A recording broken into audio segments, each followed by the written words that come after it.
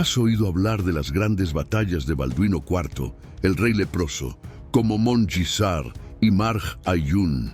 Pero ¿qué hay de los ataques silenciosos, librados lejos de los ojos del mundo en las laderas áridas del Mar Muerto?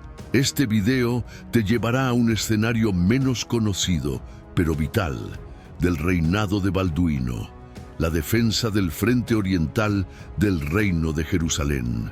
Mientras Saladino se consolidaba en Egipto y lanzaba campañas cada vez más ambiciosas contra los estados cruzados, Balduino no podía permitir brechas en sus líneas defensivas. El Mar Muerto, con su terreno hostil y clima implacable, parecía una barrera natural, pero era, en realidad, un corredor vulnerable para incursiones musulmanas provenientes de Karak y Shaubak, fortalezas de los ayubíes en Transjordania.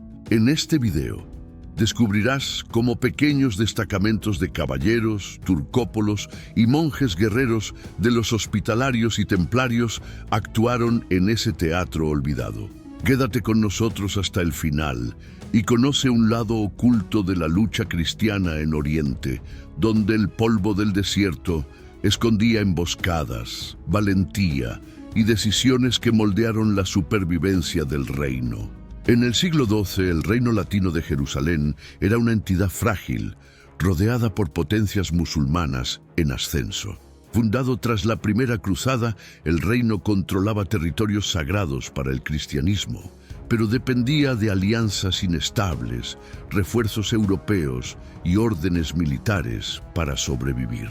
Balduino asumió el trono en medio de ese escenario volátil, enfrentando no solo la creciente amenaza de Saladino, sultán de Egipto y Siria, sino también divisiones internas entre nobles cruzados. El frente oriental del reino latino de Jerusalén era una tierra de contradicciones, al mismo tiempo inhóspita y estratégica. Limitado por el río Jordán y por las orillas occidentales del Mar Muerto, ese tramo de territorio parecía demasiado natural como para ser amenazado. Pero el peligro venía del otro lado de las fortalezas musulmanas de Karak y Shaubak, erigidas por los ayubíes en los altos altiplanos de Transjordania. Desde allí, pequeñas fuerzas musulmanas lanzaban incursiones relámpago contra puestos avanzados y peregrinos, en una guerra de desgaste que raramente figuraba en los registros de los cronistas, pero minaba constantemente la estabilidad del reino. Durante el reinado de Balduino, esas amenazas se intensificaron. Entre los años de 1177 y 1180, tras la humillante derrota musulmana en Montgisar, Saladino se enfocó en el fortalecimiento de sus rutas orientales. Su estrategia incluía infiltrar fuerzas móviles a través de los desfiladeros de Moab y de las rutas a lo largo del Mar Muerto, intentando desestabilizar aldeas y guarniciones cristianas en el Valle del Jordán. Balduino, siempre atento, reaccionaba con inteligencia militar admirable y muchas veces de manera preventiva. Una de esas acciones menos conocidas ocurrió en los alrededores del vado de Betabara, donde el río Jordán se vuelve cruzable.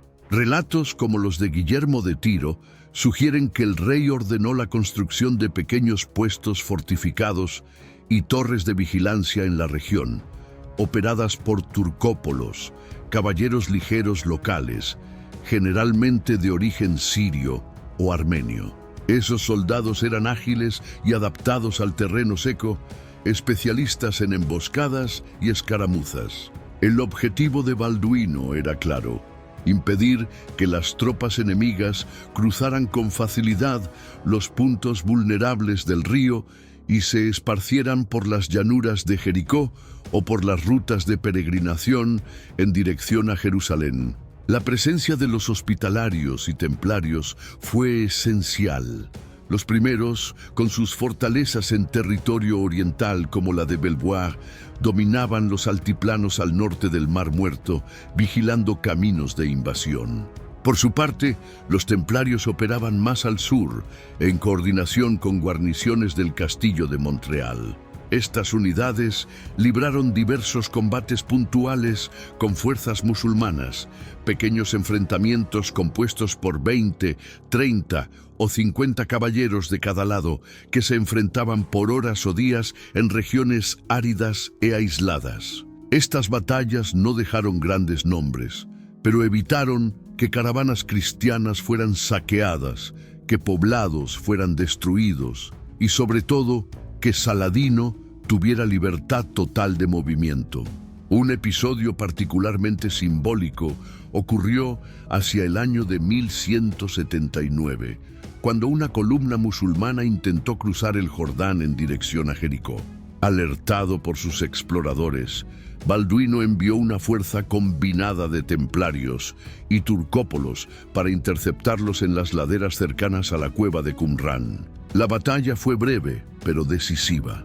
Con flechas disparadas desde las colinas y cargas rápidas de caballería ligera, los cruzados forzaron la retirada enemiga, dejando tras de sí decenas de cuerpos y suministros abandonados.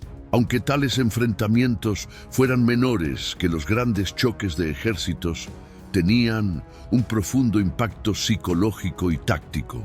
Las escaramuzas en el frente oriental no eran solo actos defensivos, representaban una clara demostración de que el reino latino de Jerusalén, incluso rodeado y debilitado, aún sabía actuar con inteligencia militar. Balduino comprendía que, para garantizar la supervivencia del reino, se necesitaba más que grandes victorias. Era necesario mantener a los enemigos bajo constante vigilancia, agotándoles los recursos, desalentando intentos de invasión y demostrando prontitud en todos los frentes. La victoria de los templarios y turcópolos en las laderas de Qumrán tuvo efecto inmediato.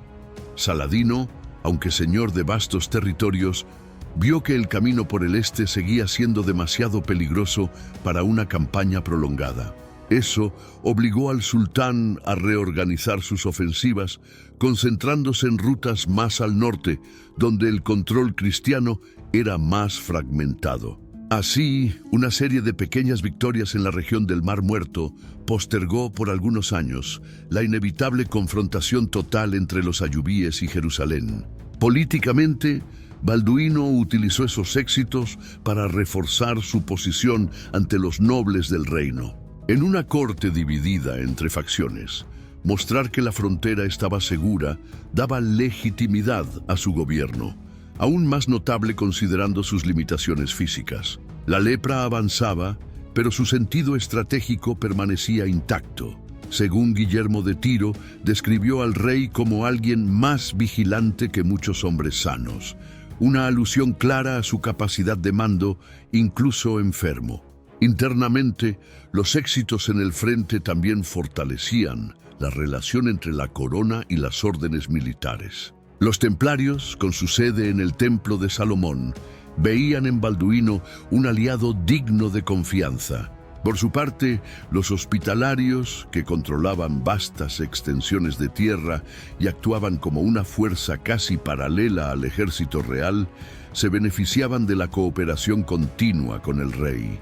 Ese equilibrio entre autoridad regia y poder militar descentralizado era delicado, y cada escaramuza exitosa ayudaba a mantener esa frágil armonía. Desde el punto de vista espiritual, las defensas en el frente oriental también asumían un simbolismo importante. Los territorios entre el río Jordán y el Mar Muerto no eran solo militarmente relevantes, eran tierras sagradas, ligadas al bautismo de Cristo y a episodios bíblicos centrales. Defender esa región era, por lo tanto, más que una acción estratégica, era una misión religiosa. Los caballeros cruzados que allí luchaban sentían que estaban literalmente protegiendo la Tierra Santa. Balduino, siempre consciente de la dimensión religiosa de su reinado, aprovechaba ese sentimiento en sus comunicaciones oficiales y en las ceremonias públicas en Jerusalén. A pesar de los esfuerzos continuos, era claro que la presión musulmana solo aumentaba. Con el fortalecimiento de Saladino y el deterioro de la salud de Balduino, mantener el ritmo defensivo se volvía cada vez más desafiante. Aún así, el legado de esas escaramuzas permanecería. Ellas crearon un modelo de resistencia descentralizada, basado en guarniciones móviles, inteligencia de campo y lealtad a un rey que, incluso leproso, seguía luchando. Años más tarde, cuando Balduino ya había fallecido y Saladino marchaba hacia Jerusalén, algunos de los últimos defensores de la ciudad eran justamente veteranos de esas campañas olvidadas en el este. Hombres que habían aprendido, en los desiertos cercanos al Mar Muerto, a resistir incluso cuando todo parecía perdido. Así, los combates librados entre las piedras secas y los vientos salinos de la frontera oriental no fueron en vano. Ellos retrasaron el avance del enemigo, fortalecieron alianzas internas y dieron tiempo al reino para respirar, como diría un cronista, el tiempo que la providencia quiso conceder a la ciudad santa antes de su caída temporal.